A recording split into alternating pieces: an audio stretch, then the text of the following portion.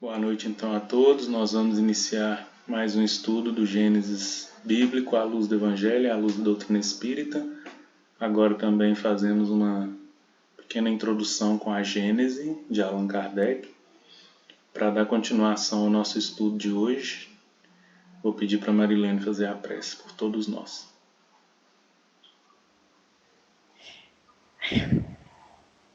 Nesse momento, os nossos corações cheios de muita alegria, vamos agradecer aos nossos amigos espirituais por essa oportunidade de estar contribuindo conosco mais ao aprendizagem dos ensinamentos de Jesus e que possa vir nos dar a luz da sabedoria e entendimento.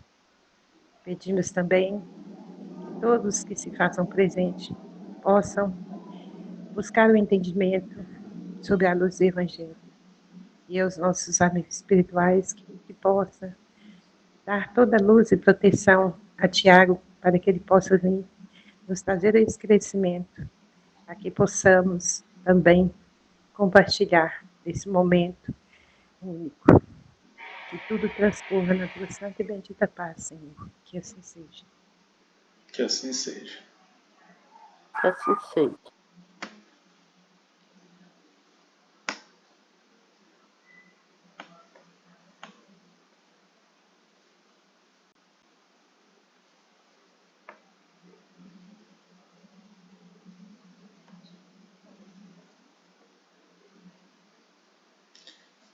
Nós tínhamos parado nesse parágrafo aqui, falando, ainda na introdução da Gênese.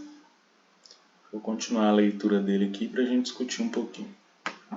Esta obra é, pois, como já o dissemos, um complemento das aplicações do Espiritismo de um ponto de vista especial. Os materiais se achavam prontos, ou pelo menos elaborados desde longo tempo, mas ainda não chegara o momento de serem publicados.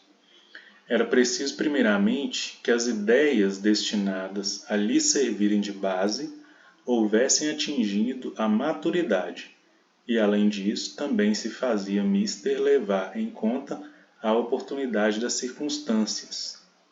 O Espiritismo não tem mistérios nem teorias secretas.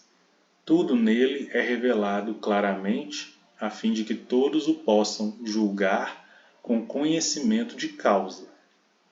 Cada coisa, entretanto, tem que vir a seu tempo para vir com segurança. Uma solução dada precipitadamente, primeiro que a elucidação completa da questão, seria antes causa de atraso do que de avanço. A importância do assunto que aqui tratamos nos impunha o dever de evitar qualquer precipitação. Esse parágrafo aqui, ele está na introdução do livro e talvez ele seja um dos que mais tem essa característica de introduzir mesmo o assunto, no sentido de que ele traz para nós uma breve explicação, vamos dizer assim, do porquê, que essa obra, a Gênese, chegou no tempo que ela chegou. Por que ele não foi lançado assim tudo de uma vez? Eles falam até que aí a gente pode expandir isso não só da Gênese, mas também de todas as outras coisas da natureza, que se a gente for parar para pensar, o homem não inventa nada. A gente só descobre que as coisas existem. Então, quando fala assim que Santos Dumont inventou o avião, na verdade essa é uma possibilidade, de acordo com a lei de Deus era possível. Deus então envia missionários para colocar isso em prática. Santos Dumont foi um desses. Quando a gente fala da descoberta dos micro-organismos, por exemplo, os micro-organismos já existiam. E o homem, aí com a invenção do microscópio, descobre que eles existem. Quando a gente fala de mediunidade, comunicação com os espíritos, sempre teve, mas precisou do Espiritismo chegar para esclarecer isso para nós. Então, com a obra, a Gênese, foi a mesma coisa. Tudo que trata neste livro são coisas que, na lei de Deus, que é a lei natural, São coisas normais, porém precisava de quê? De uma base, né? Então, primeiro precisava do livro dos Espíritos, para a gente conhecer de uma forma geral esse universo, né, da terceira revelação. Precisava também do livro dos médiuns, né, para a gente saber sobre os pormenores dessa possibilidade de comunicação com os espíritos e sobre esses fenômenos que até então eram desconhecidos, né? Aqui, por exemplo, quando vai tratar dos milagres e fala de muitos milagres que Jesus fez, se a gente for traduzir isso para uma linguagem espiritual, seria a mediunidade de cura, né? Um tipo de mediunidade ali de efeito físico, onde consegue mudar ali os fluidos, né, que envolvem o espírito e que o deixam doentes. Então, com a Gênese, ela vai tratar de coisas já existentes na natureza, né? Então ela fala que é um complemento, né? Um complemento das aplicações do Espiritismo de um ponto de vista especial, porque ela não tem dificuldade nenhuma de lidar com as questões da ciência, de lidar com as questões das descobertas que foram acontecendo ao longo do tempo. Então aqui fala para nós dessa base, não só também do Espiritismo, mas uma base também, né? O próprio Espiritismo, o Livro dos Espíritos, ele não podia o Espiritismo não podia chegar antes de 1830, né? 50, onde começa ali de fato esse trabalho, de 30, 50 já o Livro dos Espíritos, né? Antes um pouco começa toda a pesquisa de Allan Kardec. Simplesmente não podia chegar antes porque a gente não ia entender nada, né? Então, é interessante aqui no último parágrafo quando fala que a solução dada precipitadamente, antes de uma elucidação completa, ela seria mais atraso do que avanço, porque a gente não ia entender.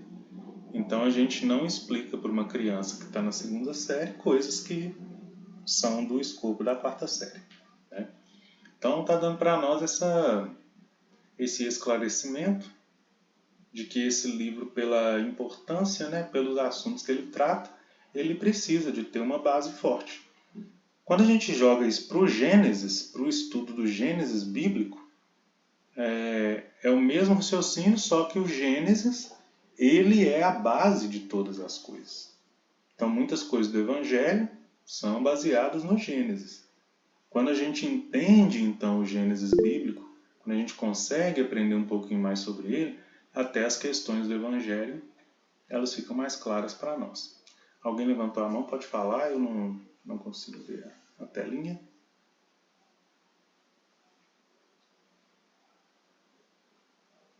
Alguém quer comentar alguma coisa? Ou foi chat? Deixa eu ver.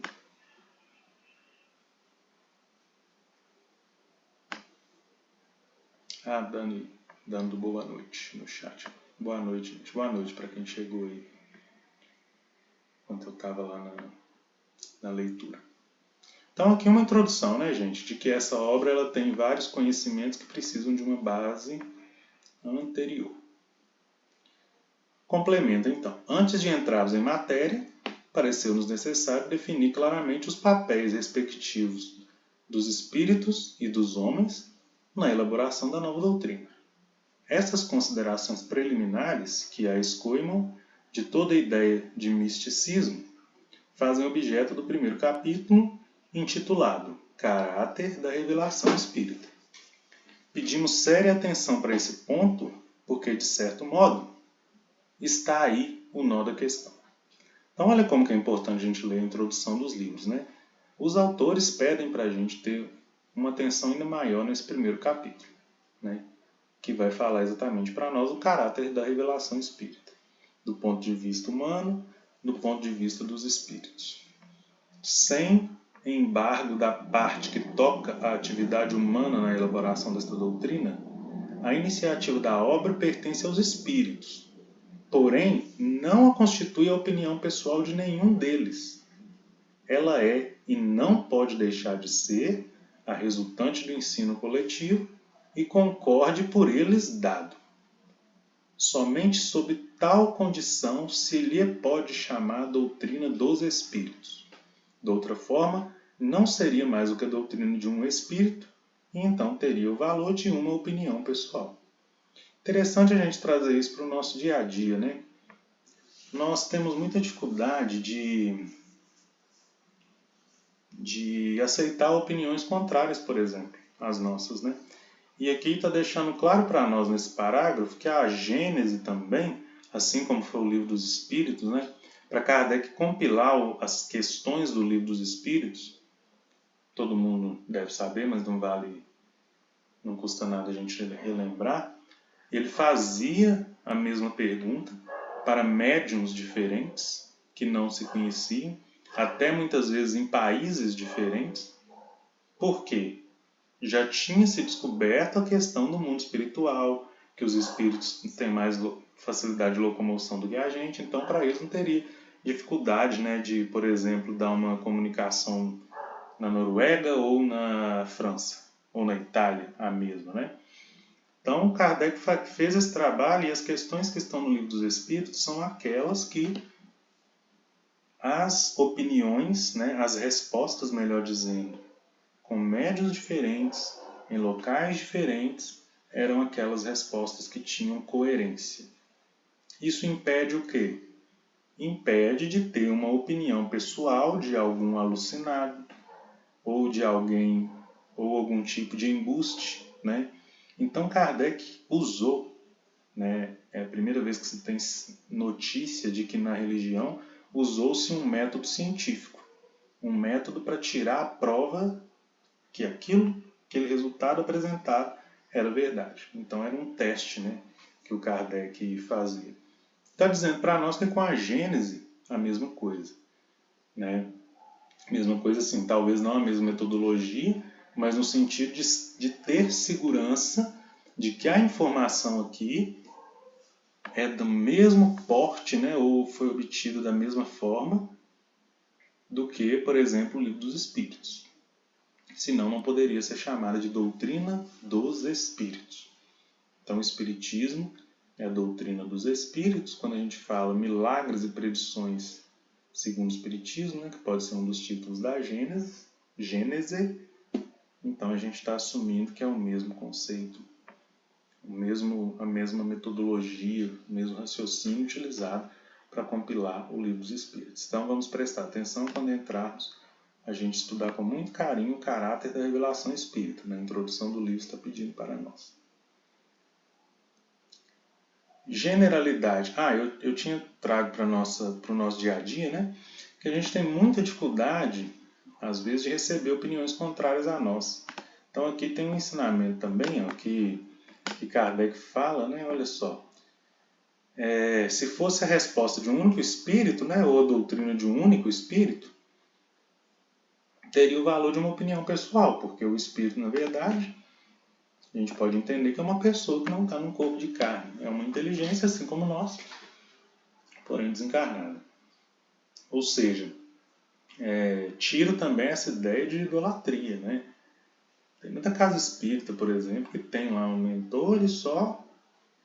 Né? Lógico, tem o guia, né? Tem o responsável pela casa, mas tem espírito que só comunica com um médium, tem mensagens que só vêm de um espírito.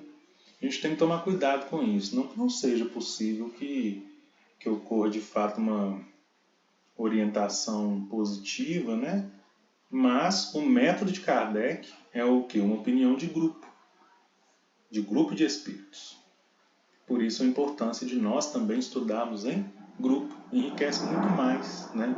Porque cada um consegue enxergar de uma maneira diferente. Não quer dizer que uma maneira ou outra está errada, um ponto de vista ou outro está errado. No fim das contas, a gente percebe que o que acontece é da gente convergir para um ponto, mas de forma muito mais rica do que fazendo isso sozinho. Então, só uma lição para nós aí, para a gente tentar implementar isso também no nosso dia a dia, né? Quando envolver, principalmente os os estudos, né? Quando a gente precisar de alguma coisa aí na nossa vida, a gente saber escutar todas as partes. Nem sempre só a nossa parte é aquela parte que está certa. Então, às vezes enriquece a gente tomar um conselho, né, com alguém, a gente ouvir alguém que quer nos ajudar. Né? Olha só, a maravilha da doutrina espírita veio a partir de opiniões, né, de grupos de espírito. Eu vou marcar aqui o parágrafo que nós paramos para nós continuarmos na semana que vem.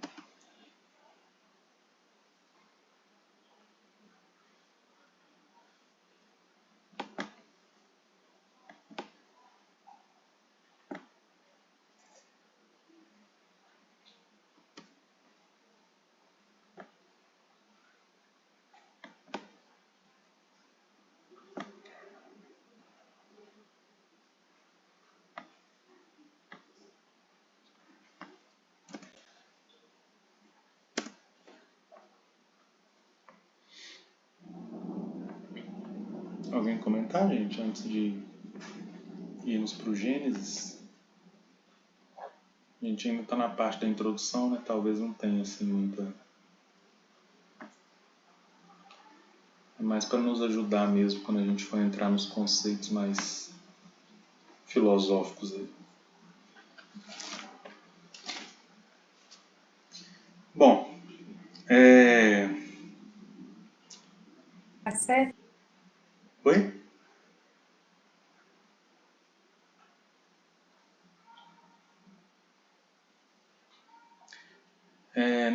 No último encontro, nós falamos então sobre o versículo 18, né? O Senhor Deus disse, não é bom que o homem esteja só, vou fazer-lhe uma auxiliar que lhes corresponda. Então o Senhor Deus formou da terra todos os animais selvagens, todas as aves do céu, e apresentou-os ao homem para ver como os chamaria. Cada ser vivo teria um nome que o homem lhe desse, e o homem deu nome a todos os animais domésticos, a todas as aves do céu e a todos os animais selvagens, mas não encontrou um auxiliar que lhes correspondesse. Nós vimos aqui que é o início, né? Nós estudamos isso por 2 estudos, que é, na verdade, o momento da nossa evolução. Aqui a gente traduz homem como razão, mulher como sentimento. É o momento, então, onde o ser humano percebe que só com a razão ele não iria para frente. Tá? Só com a razão não ia ter como. A gente precisava de sentimento. Discutimos sobre o sentimento do medo, né, que nos protege de nós enfrentarmos aquilo que pode ser ameaçador para nós, quer dizer, de nós não enfrentarmos. A gente pensa antes de fazer isso, mas dá um sentimento de medo. Nós falamos sobre os sentimentos maternos, né, quando a gente trouxe toda aquela teoria lá do livro Sapiens, em que o nosso cérebro começa a crescer, nós discutimos sobre isso. Para o finalzinho aqui fala, a gente fez uma correlação, né, que Deus viu que não era bom que o homem esteja só e ia fazer um auxiliar que lhe correspondesse. Mas depois Deus forma da terra todos os animais selvagens, aves do céu e apresenta ao homem. E aí para o homem dá o nome que ele achasse que era o melhor. Nós estudamos que para dar o nome era um homem que tinha que ter o quê? Conhecimento das coisas. Então isso induz a razão. Quando fala de animais, remete ao nosso perispírito, ao nosso princípio inteligente, que antes de sermos espíritos, a nossa última morada são nos corpos dos animais. Então, o que é isso? O homem dando nome a todos os animais, né?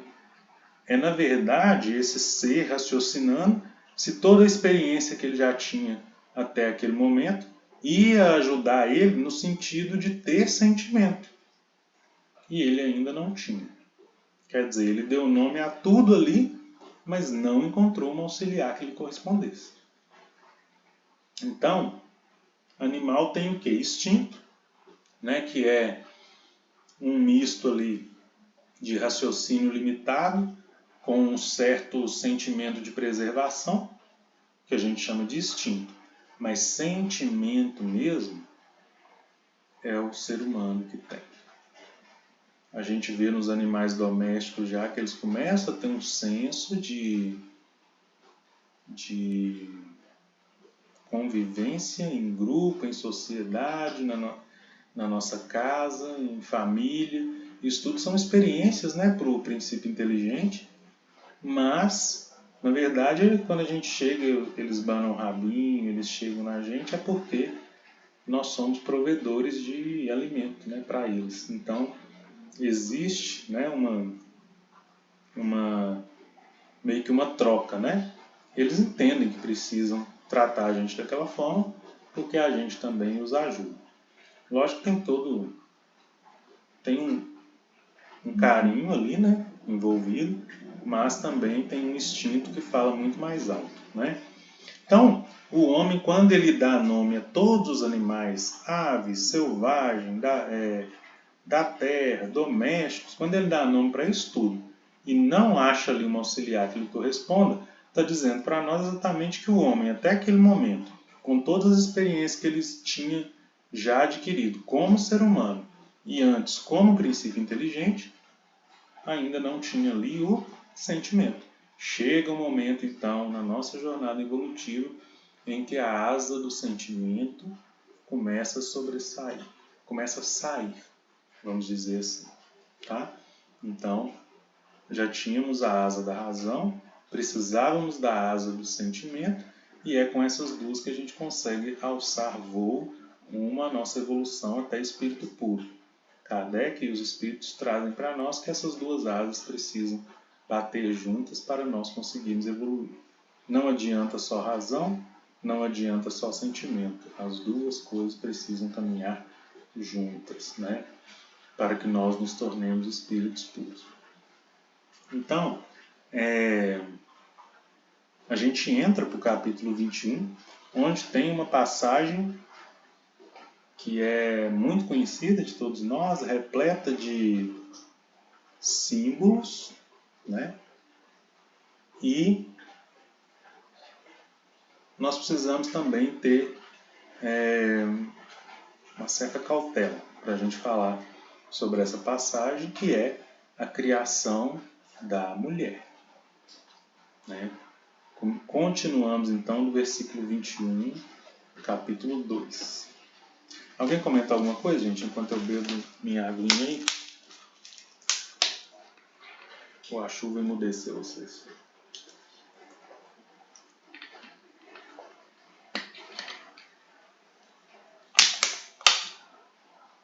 O que vocês entendem desse negócio da criação da mulher ser feita da costela do homem?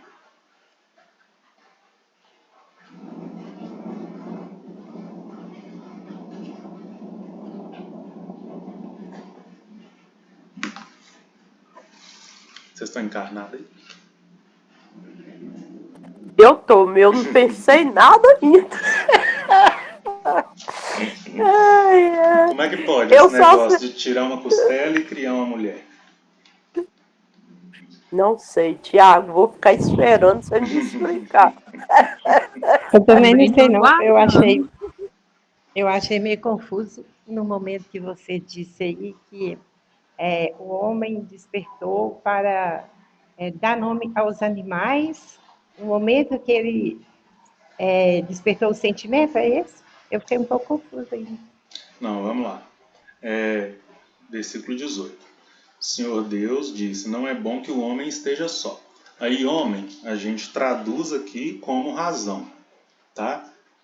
A partir desse momento agora no Gênesis, falou a palavra homem, a menos que o contexto seja diferente, aí eu vou informar. Tá? O que nós vamos perceber agora? Agora, gente, vai começar a falar muito sobre nós, seres humanos, nossas ações, como que a gente leva a nossa vida, o que nos perturba, o que nos faz bem. Por quê? Criação do homem aqui, só relembrando, né, que no início do estudo, na introdução do livro Gênesis, até dessa Bíblia minha aqui, fala que Adão, Eva, né, eles são símbolos. Não foram figuras que existiram. Simboliza a raça humana. Tá? Então simboliza cada um de nós. For pensar então, Cada um de nós tem um componente Adão, componente Eva. Na ciência, nós temos cromossomo X, cromossomo Y, que é o masculino e feminino. No espiritismo, ora nós reencarnamos homem, ora nós reencarnamos como mulher. É a dualidade do mundo. Oi, Rafa. Nessa simbologia, que a gente já sabe que é uma simbologia, para mim, que a gente também já sabe, é a razão e o sentimento, a emoção, que é um equilíbrio de energias necessárias para nós, seres humanos. A gente tem a inteligência, dentro do princípio inteligente, a gente tem que ter o equilíbrio, o ser racional com a emoção para equilibrar. Seria isso?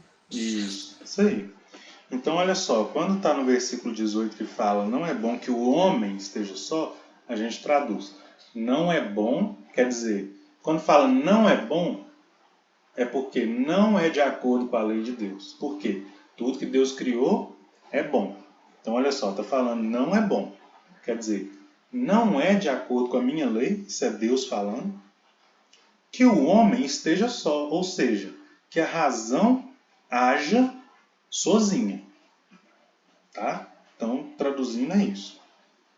Vou fazer-lhe, aí Deus falando, né, entre aspas, vou fazer-lhe uma auxiliar que lhe corresponda. Essa auxiliar nós vamos ver que é a mulher. E aí mulher significa sentimento. Então nós estamos falando aqui, veja que o capítulo 2, o título dele é o ser humano. Nós estamos falando de razão e sentimento. Isso é o ser humano integral.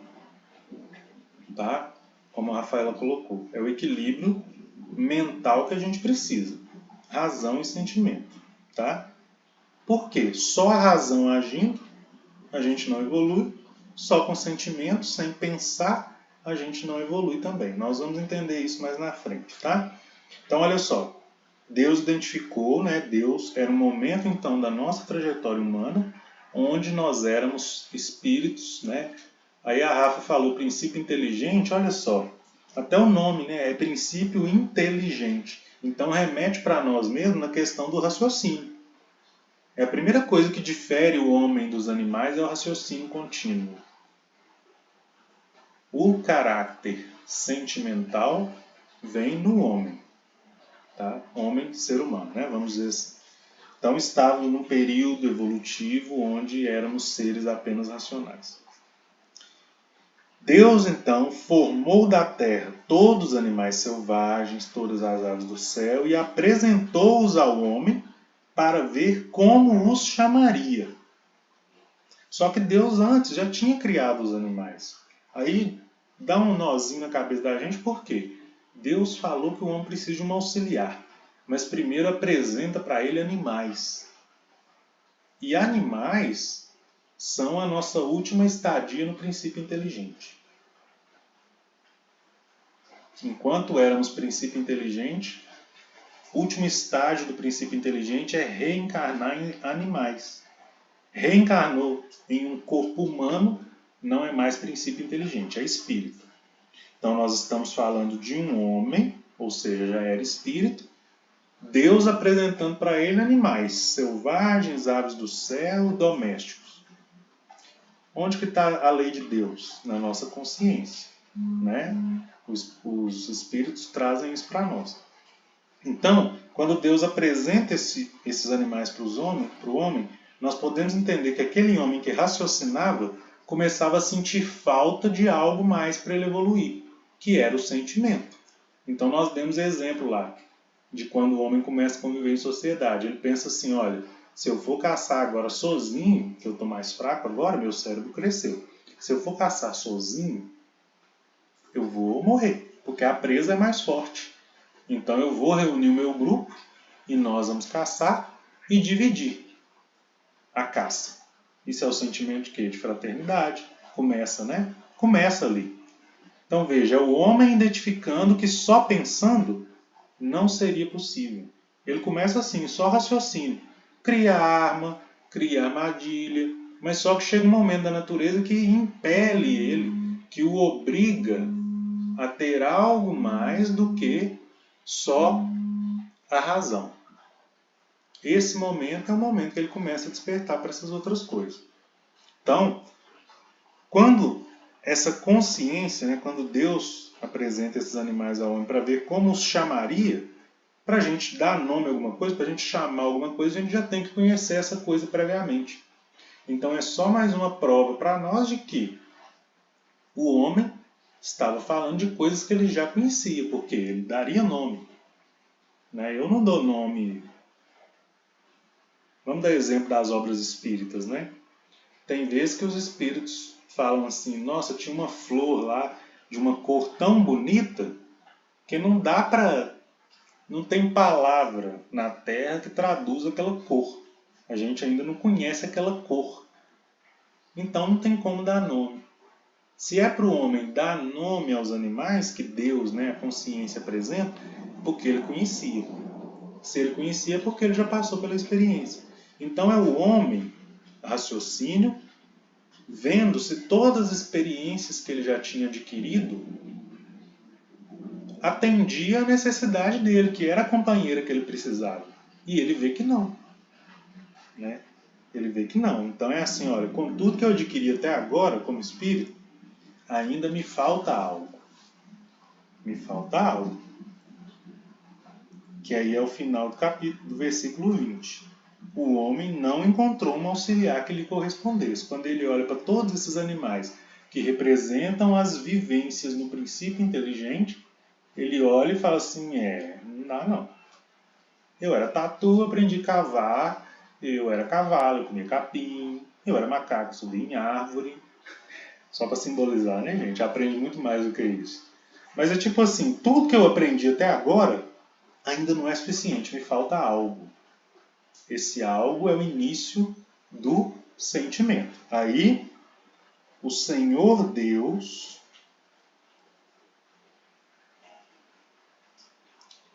fez vir sobre o homem um profundo sono e ele adormeceu. Antes de eu continuar, deu para entender, Marilene, o que é essa coisa do homem ficar dando nome para os animais? Deu, agora ficou bastante esclarecida, porque eu tinha feito ouvindo você, eu confundi.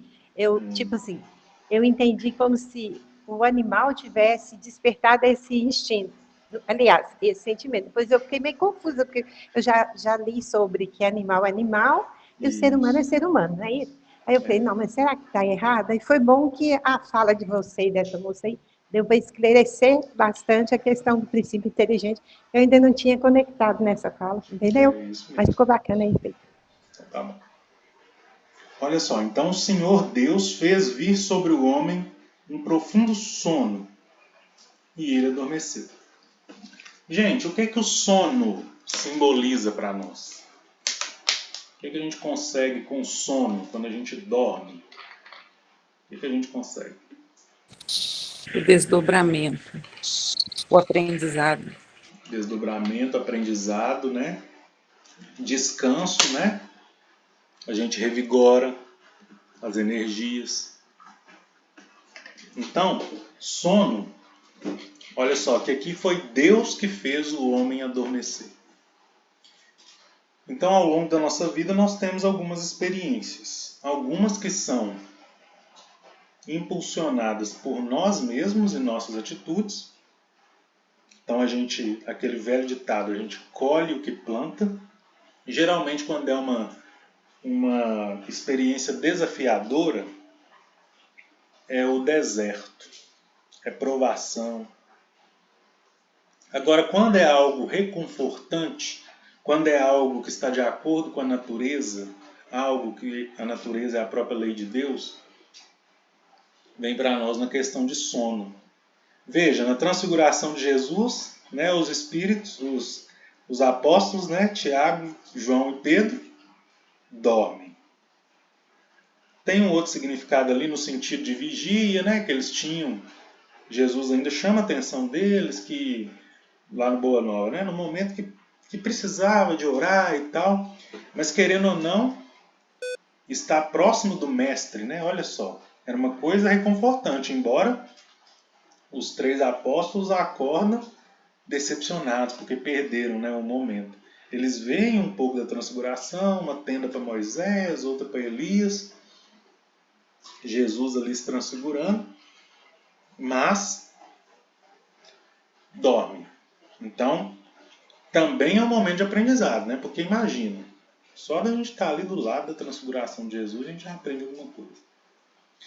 Jesus, sempre que ele ia fazer alguma missão importante, descansava primeiro, né? Procurava abrigo, dormia e no outro dia começava. Então, o amanhecer também, né? O dormir e acordar, mostra para nós tudo isso que foi falado aqui. A Rafa trouxe para nós o desdobramento. Se a gente for lembrar de um dos primeiros livros que nós estudamos, Evolução em Dois Mundos, fala para nós que a evolução nossa acontece aqui no plano espiritual. A gente faz cursos, né, lá no plano espiritual de vez em quando a gente tem merecimento, né? A gente revigora, mas o contrário também vale. Quando a gente tem aquela noite mal dormida, acorda cansado, é porque alguma coisa a gente andou aprontando aí que gastou muita energia. Pode ter sido muito trabalho positivo, mas a gente pode ter também, dependendo da nossa vibração, ter ido para algum canto aí que não devia, enquanto espírito, né?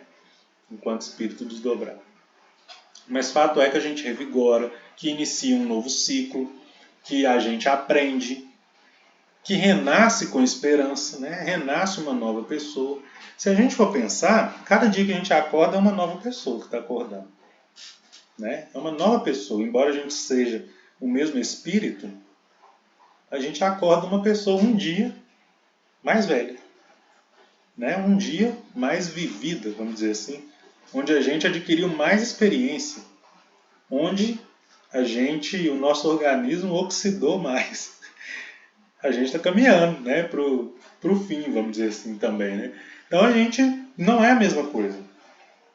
Olha só, que Deus então faz o homem adormecer. Ou seja, prepara, né? Tanto que quando a gente está no estado, né, de algum tipo de estresse, né, gente? Ansiedade, algum tipo de doença, atrapalha a gente dormir, né? Então o sono, ele é sagrado, é uma lei divina, é uma necessidade fisiológica. É um pilar, né, para a gente ter uma boa saúde, é um dos pilares. É a alimentação equilibrada, saudável, exercício físico e sono regular, né? Se a gente conseguir fazer essas três coisas, tem grande chance aí da gente ter uma vida bem equilibrada, né? No sentido da saúde física, mental e espiritual, vamos dizer assim. Mas então aqui Deus adormece o ser humano, quer dizer, uma nova coisa ia vir. Ia ter uma evolução que estava de acordo com a lei de Deus. Era um momento planejado por Deus. Tá?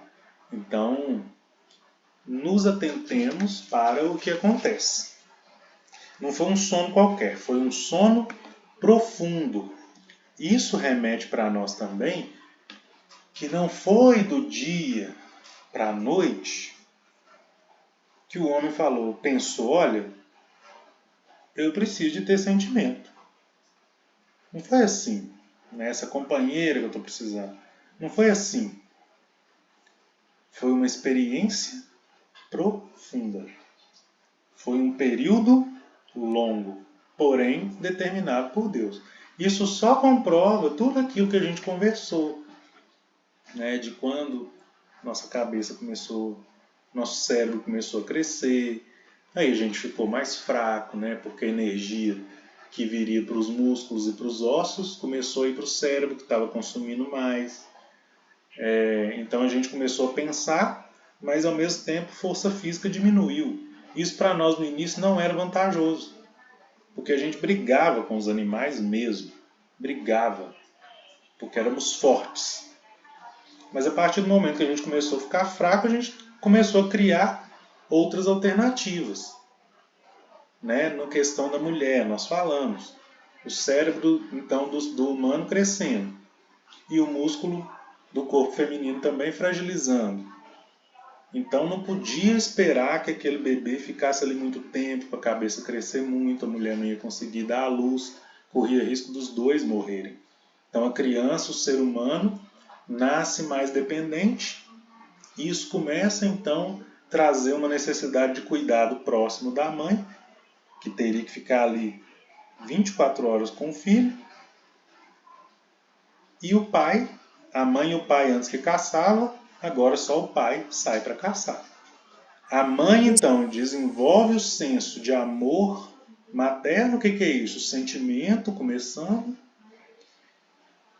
As mães da tribo, ou da aldeia, ou da sociedade pré-histórica, seja lá qual for, uma só não conseguiria defender o seu filhinho se surgisse um tigre dente de sabre, um animal qualquer, né? Um predador qualquer. Mas várias mães cuidando de vários filhinhos, elas poderiam em grupo defender toda a cria. Os pais, um só, agora mais fraco, não conseguiria sair para caçar. Foi o que eu disse no início. Mas e se agora a gente sair o grupo aqui de pais para caçar? Então, por causa dessas mudanças na nossa estrutura física, começa a desenvolver em nós uma necessidade de ter sentimento, de aproximar do outro, de ter apreço, de ter fraternidade, de ter caridade, o amor materno que começou lá e que hoje os Espíritos trazem para nós, que é o amor que mais aproxima daquele amor que Jesus, Deus, teve por nós. É o amor de mãe para filho, né? Agora, olha só, fala de adormecer e de um sono profundo, quer dizer, muito tempo. Quem tiver a oportunidade de ler o livro, Sapiens, milhares de anos, né, para a gente começar a ter esses insights. Mas o que quer dizer isso? Quando a gente, então, Gênesis, né, gente? A Gênese lá no início. Quando a gente traz os conhecimentos da ciência para o que está escrito na religião, quando a gente filosofa sobre isso, isso é espiritismo, tá? E aí fica bonito o negócio. Dá vigor, dá liga, dá força. É uma base firme. Como é que você contesta isso? Um livro científico está falando, um livro religioso está falando, você vai para a história e fala a mesma coisa. Então olha por que o espiritismo dificilmente a gente não encontra a resposta. Porque condiz, né, com as coisas. Então é só mais uma prova. Foi um sono profundo, não foi um sono qualquer. Muito tempo de transformação, de adaptação, de Jesus agindo em nome de Deus, Jesus e sua equipe espiritual agindo de acordo com os planos de Deus, para que o homem, ser humano, que agora tinha só razão, passasse também a ter sentimento, que era o necessário para ele evoluir. Você ia comentar alguma coisa, Rafa?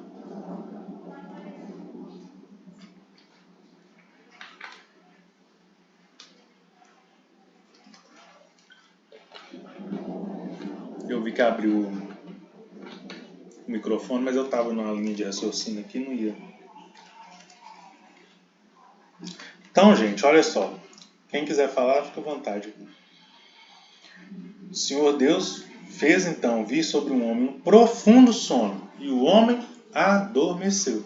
Quer dizer, esse homem que ainda estava no início, que ainda tinha muito instinto, que ainda obedecia uma lei de Deus, mais relacionado até a questão do instinto mesmo, né? Ele dorme. Quer dizer, se o sono é uma lei divina, deu a hora de dormir, a gente dorme. Se a gente está ali equilibrado, né? Se a gente está dentro do... Lógico, né, gente?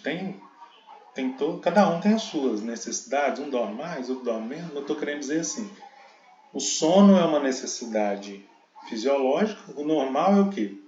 Deitar e dormir. Se a gente não consegue, tem algum tipo de coisa, né, que está ali nos avisando que por algum motivo a gente está desviando, né, em algum canto, que a gente precisa voltar. Mas aqui não. Deus deu o sono e o homem dormiu.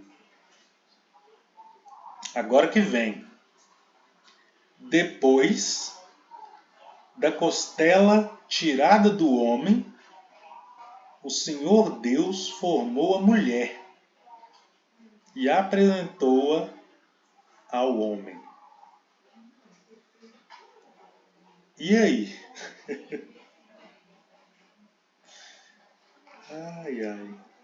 E aí, gente? Vou dar uma Fala, dica. Tiago, nós estamos aflitos, Tiago. Só no próximo capítulo agora. Só na novela da semana que vem, nosso próximo capítulo. Nós vamos começar a discutir, tá, gente? Olha só. No rodapé da minha Bíblia aqui já tem uma coisa que nos ajuda a entender. Costela. Significado: um dos lados. A mulher é a outra metade. Tá? Então, olha só. Lá no início, Deus identifica uma auxiliar, que o homem precisava de uma auxiliar que lhe correspondesse. A princípio, né, se a gente for entender de uma forma só literal, ou seja, só ao pé da letra, então tem gente que entende assim. A mulher então é auxiliar do homem. Tem gente que fala, foi feita para ajudar o homem. E durante milhares de anos a cultura era machista, né? Hoje a gente chama de machismo, na época era normal, porque ainda éramos seres em que a força predominava muito mais do que o sentimento, a gente estava ainda evoluindo, né? Hoje isso já não é mais, pelo menos já não causa espanto, não é algo mais comum assim, igual era antes.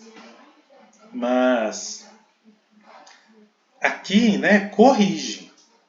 A costela, então, que é um dos lados, não é uma auxiliar qualquer. É a metade. Olha como que isso fica bonito.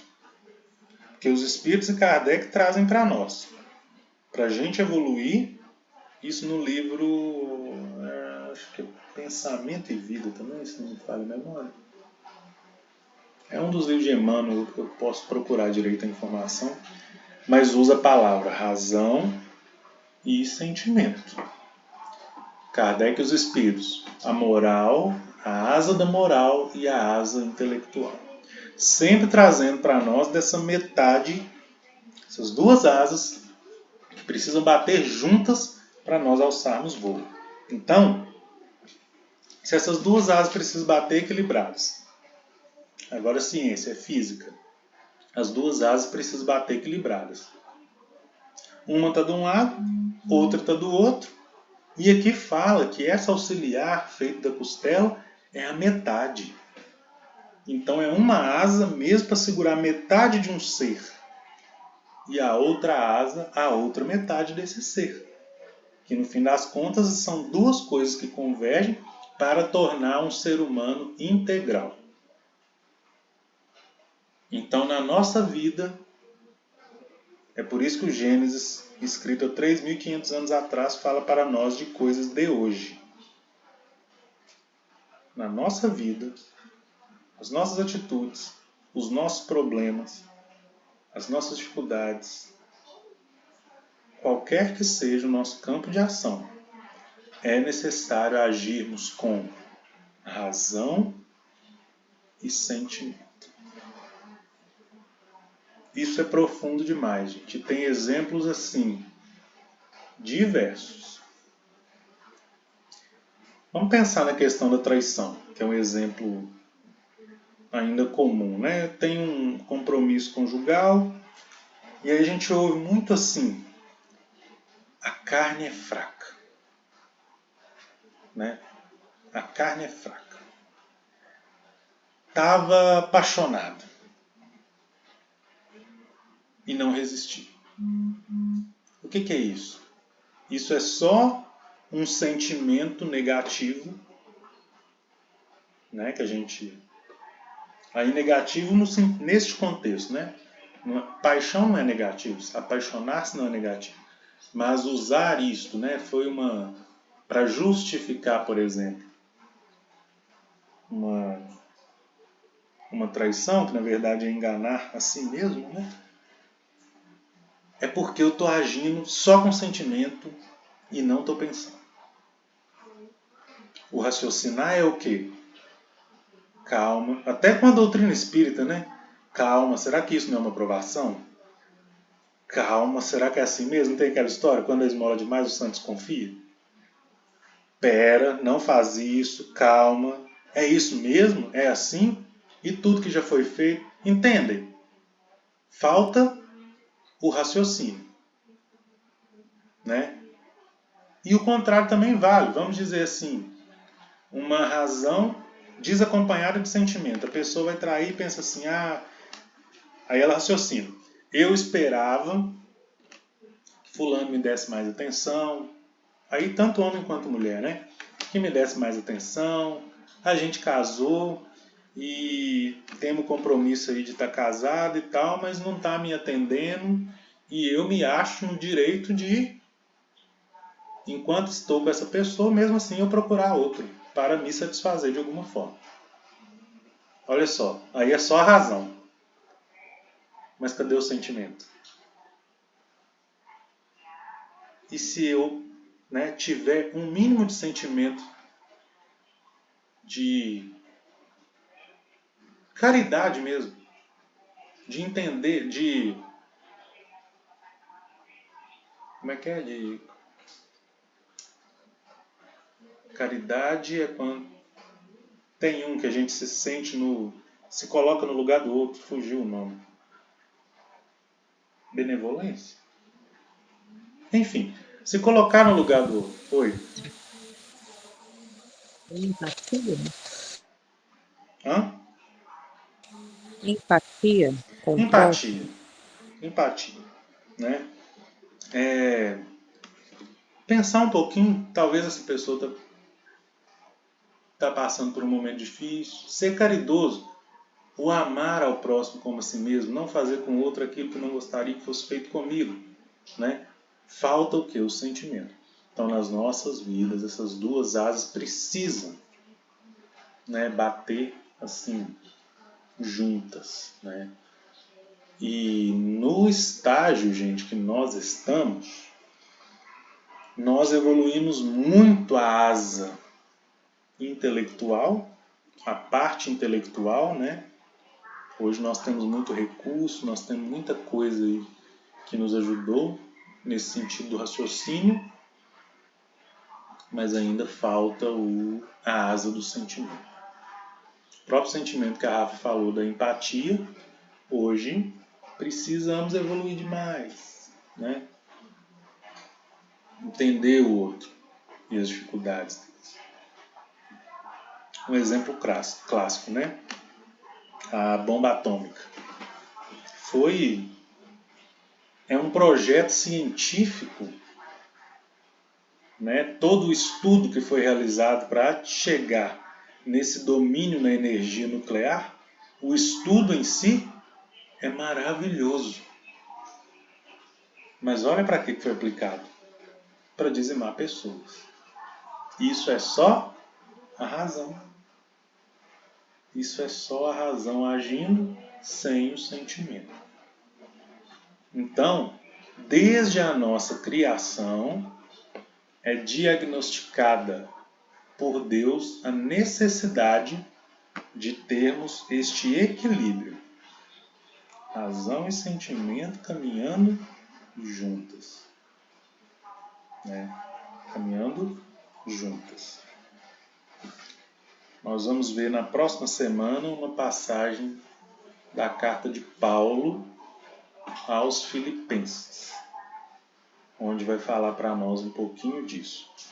Mas aqui eu só quis deixar a sementinha para a gente continuar estudando na semana que vem, né, de que esse ser feito da costela, essa mulher que está surgindo, sendo criada, na verdade é a outra metade de um mesmo ser. É a nossa dualidade positiva no mundo. Porque essa dualidade, razão e sentimento, ela vem de Deus. Lembra das figuras geométricas que nós estudamos? A razão e o sentimento, quando as asas batem juntas, alça voo. Então vai para a trindade, vai para o triângulo, né? Onde se converge para um sentido positivo, que é o sentido do alto, né? Dos céus, vamos dizer assim.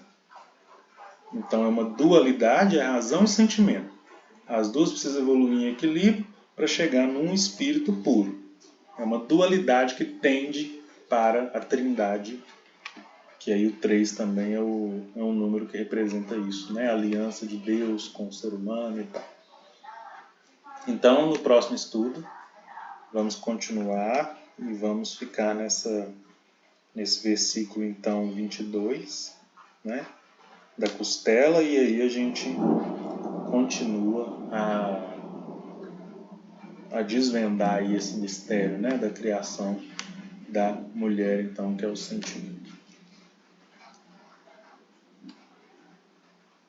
Alguém quer comentar algo, gente? Ô, Tiago, Oi, Vanessa. então quer dizer que essa da costela é mais uma simbologia, Uhum. né? Não é que dizer que Deus fez um homem depois que aconteceu da. Não, não é nada disso. É Nada uma disso. simbologia, né?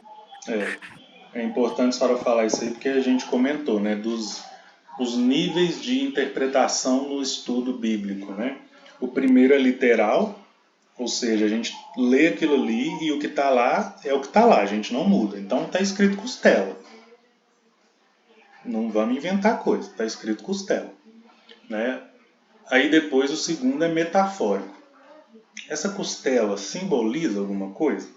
Né? Por exemplo, quando Jesus fala, eu sou o pão da vida, é uma metáfora. Ele não é um pão, mas ele se coloca como pão porque é um alimento, vamos dizer assim, eu sou necessário para a vida. Aí a terceira interpretação é a simbólica que a senhora comentou. Jesus, então, esse pão, ele faz uma metáfora dele com o pão, mas o pão simboliza o alimento e principalmente o alimento espiritual. Jesus sendo o alimento espiritual e o pão sendo o alimento material. Então aqui a costela simboliza, né, isso que está ao lado e que é metade. Tem mais coisa. Nós vamos ver semana que vem. Tá? Costela protege o que, gente? O coração, né? E o coração está relacionado com sentimentos. Só para vocês ficarem mais curiosas, né? Posso falar curiosas aqui. E mais interessadas ainda no nosso próximo estudo. Beleza, gente? Vou fazer a prece aqui. Tem 2 minutos para ela não acabar no meio do caminho, igual foi da outra vez. Jesus, nosso mestre, benfeitores amigos, nossos anjos da guarda, nós estamos agradecidos pela oportunidade bendita que estivemos aqui reunidos em nome de Jesus para estudarmos um pouquinho do Gênesis, da Gênese, aprendermos e podermos colocar em prática nas nossas vidas tudo que aqui foi abordado. Agradecemos ao amparo espiritual dos benfeitores da Casa do Caminho, dos nossos benfeitores amigos. Rogamos que essa luz e essa paz se estenda a todos os corações necessitados, inclusive dos irmãos que moram nas ruas, daqueles que estão nos hospitais, dos locais que ainda estão em guerras. Senhor, que abençoe também os irmãos que não puderam participar hoje e nos dê bom ânimo para continuarmos firmes nesse objetivo de mudança, de aprendizado e de transformação de nós mesmos. Que assim seja. Obrigado, gente. Até semana que vem. Boa noite a todos. Boa noite.